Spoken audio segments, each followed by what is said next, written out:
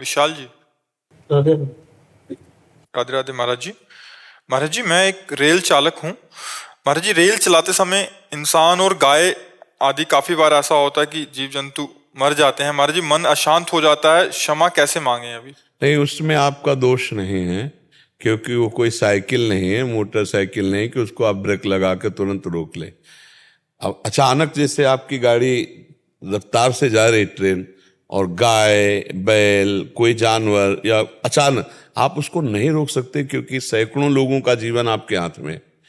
हाँ, अगर वो आधा किलोमीटर दूर से दिखाई दे रही है तो हम प्रयास करें कि उसको कंट्रोल में कर सकते हैं, लेकिन अचानक सामने आ जाती है तो छोटी गाड़ी थोड़ी है, आप अचानक ब्रेक मारोगे तो हमें लगता है कि नुकसान हो सकता है, डिब्बे पलट सकते हैं।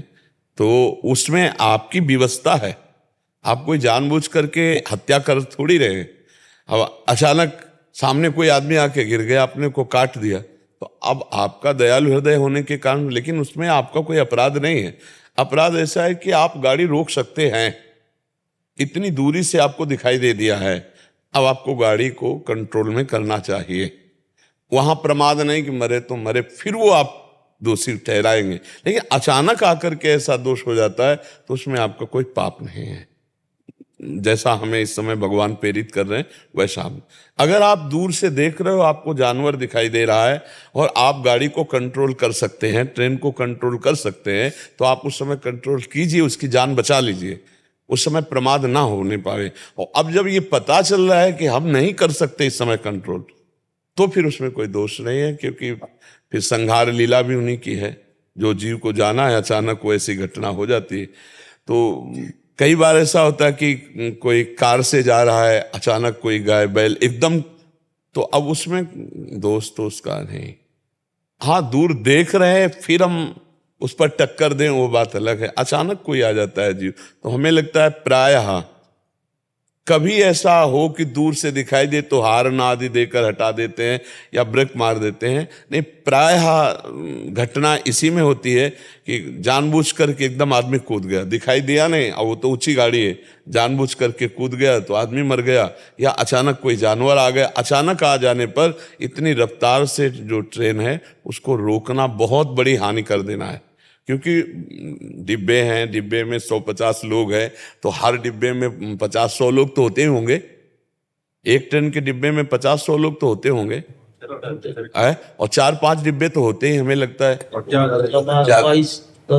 हाँ, तो आप सोचो कितने जीवों का, अगर एक जीव के बचाव पक्ष में गाड़ी कंट्रोल से रहित हो जाए तो कितने सैकड़ों हजारों आदमियों के खतरा हो सकता है। तो इसलिए इस पर आपका दोष नहीं है। आपको देखना है कि दूर से जब हम कंट्रोल कर सकते हैं तो उस जीव को बचा लें, और अगर नजदीक में ऐसा है कि जहां आप नहीं कर सकते वहां आप विवश हो, तो इसलिए ये विचार पूर्वक देख लीजिए। जो हम दूर का बचा सकते थे, प्रमाद के कारण हमने उसको मार दिया, तो उसमें तो दोष होगा।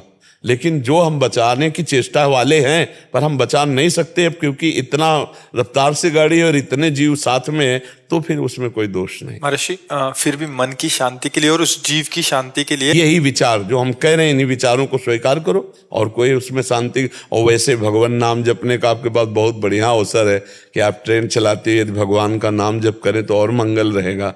प्रभु का नाम जो आपको प्रिय हो, राम कृष्ण हरि राधा, जो नाम प्रिय हो आप वो नाम जपना। मतलब आराम मुद्रा में रहते हैं, सावधान होकर के नाम जप करते हैं। अगर हम ट्रेन चलावें तो और बढ़िया समय सार्थक हो जाएगा, जीवन का लाभ मिल जाएगा।